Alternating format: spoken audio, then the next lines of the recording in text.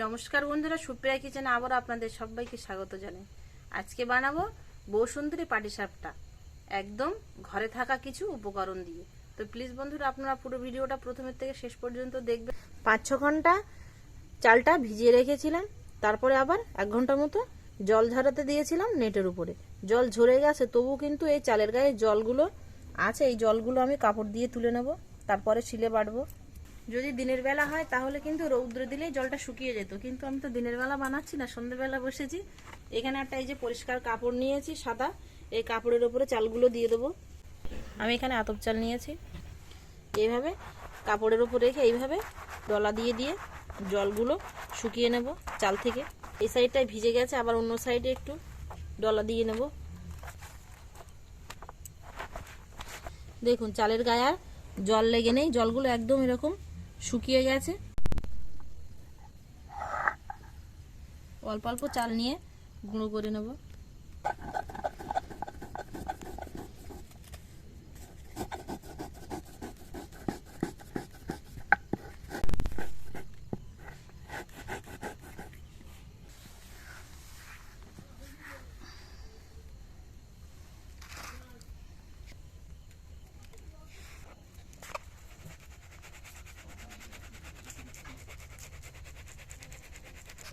এই কচিগুলো গুঁড়ো করে নেব।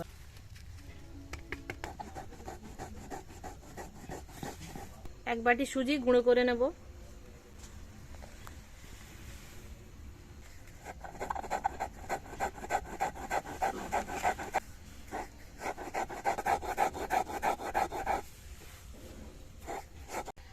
সুজি 1 বাটি গুঁড়ো করে নিয়েছি।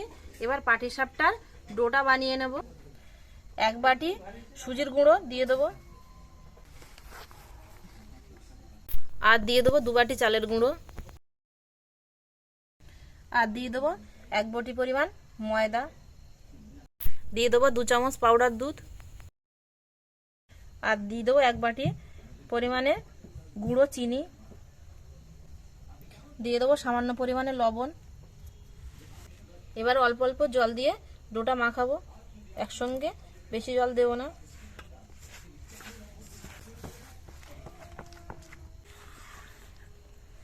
ঠিক এইভাবেই আমি ডোটা মাখিয়ে নিয়েছি, একদম না গাঢ় আর একদম না হালকা, মাঝামাঝি।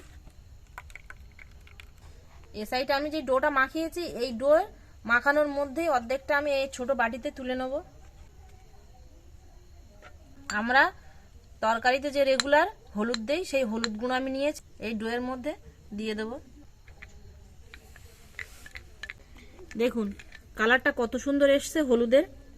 তবে খেয়াল রাখতে হবে যে হলুদ গুঁড়োটা বেশি হয়ে গন্ধ না ছাড়ে, হালকা একটু হলুদ কালার হলেই হবে, বেশি দিতে হবে না। একটা সাদা বাটার আর একটা হলুদ বাটার, দুটোই বাটার আমি বানিয়ে নিয়েছি। এবার পিঠেগুলো বানিয়ে নেব। এখানে আমি নারকেল বেটে নিয়েছি। আজকের পিঠের মধ্যে নারকেলের পুর দেব। নারকেলটা কড়াইতে দিয়ে দেব। একটা ভেলি গুড়ের দলা নিয়েছি, দলাটা গ্রেট করে দিয়ে দেবো। তবে আপনারা চাইলে যে কোনো গুড় কিন্তু ব্যবহার করতে পারেন, চিনিও ব্যবহার করতে পারেন।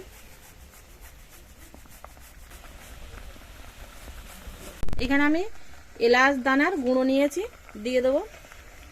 এলাচ দানার গুঁড়োটা দেওয়া হয় সুন্দর গন্ধর জন্য, কিন্তু এলাচ দানার গুঁড়ো খেলে কিন্তু প্রচণ্ড গ্যাস হয়, সেই জন্য না দিলেও অসুবিধে নেই। পিঠের জন্য নারকেলের পুরটা রেডি হয়ে গেছে, এবার নামিয়ে নেব। এখানে আমি একটা এই যে ছোট্ট বোতল নিয়েছি, বোতলের এই যে মুখটা, এখানে একটা সুচ নিয়েছি, সুচটা গরম করে বোতলের মুখটা ছিদ্র করে নেব।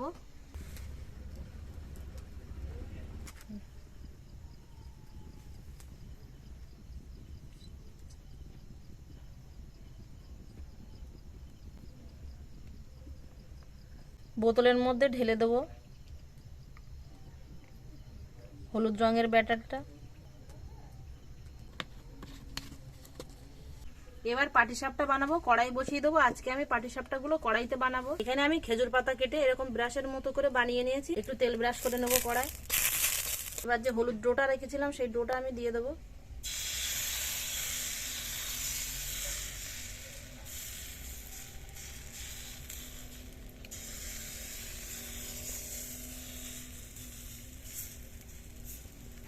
হলুদ ডোটা হালকা একটু শুকনো মতো হয়ে গেছে, এবার সাদা ডোটা দিয়ে দেবো।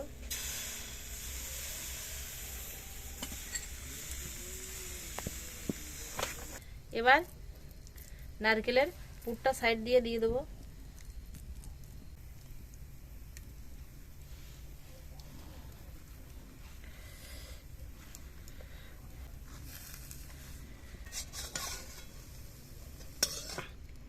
এই যে একটা হয়ে গেল, এবার সাদা ডোটা দিয়ে দেবো।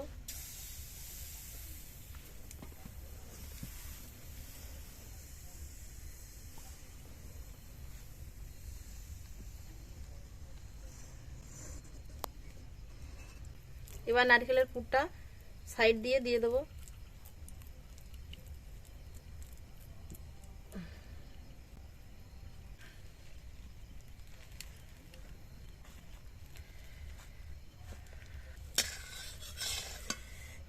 দেখুন এটাও খুব সুন্দর হয়েছে।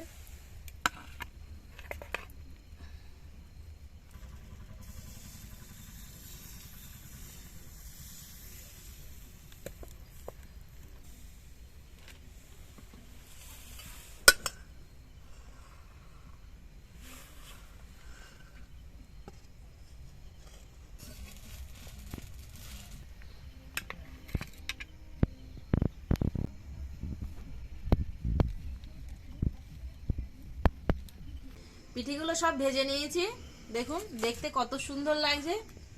বাড়িতে থাকা কিন্তু হলুদ গুঁড়ো দিয়ে পিঠেগুলো বানিয়েছে। পিঠেগুলো বানাতে গেলে কিন্তু উনুনের জালটা একদম লোদ থেকেও আরো কম, মানে কড়াটা যেন গরম থাকে, এরকম ভাবে বানাতে হবে। আমরা সবাই এবার বসে পড়েছি, মা আর পাখি দুজনেই চলে এসেছে। দেখতে তো খুব সুন্দর সুন্দর দেখাচ্ছে। হ্যাঁ, বেশ সুন্দর দেখাচ্ছে। না পাখি একটা নাও। কি করে বানিয়েছে? হলুদ গুঁড়ো দিয়েছিলাম, কি সুন্দর বানিয়েছো।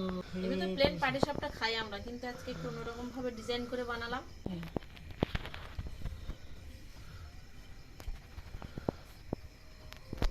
দারুণ হয়েছে পাটিসাপটা খেতে। যেমন সুন্দর দেখতে তেমনি সুন্দরও লেগেছে।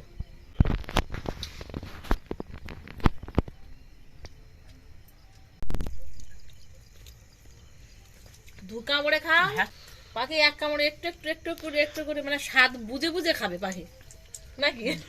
আমরা তো 3 কামড়ে খেয়ে ফেলছি, আর পাখি একটু একটু করে খাচ্ছে। পিঠের স্বাদটা পুরো বুঝে তারপরে খাবে।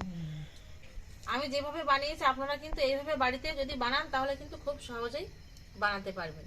আমার এই ভিডিওগুলো যদি আপনাদের কাছে ভালো লেগে থাকে তাহলে কিন্তু অবশ্যই আপনারা সাবস্ক্রাইব করবেন আর লাইক করবেন, আর বন্ধুদের কাছে প্রচুর প্রচুর শেয়ার করবেন। আর এতক্ষণ আমার সঙ্গে থাকার জন্য আপনাদের অনেক অনেক ধন্যবাদ। আবারও দেখা হচ্ছে পরের নতুন কোনো ভিডিওতে। ততক্ষণ আপনারা সবাই ভালো থাকবেন ও সুস্থ থাকবেন।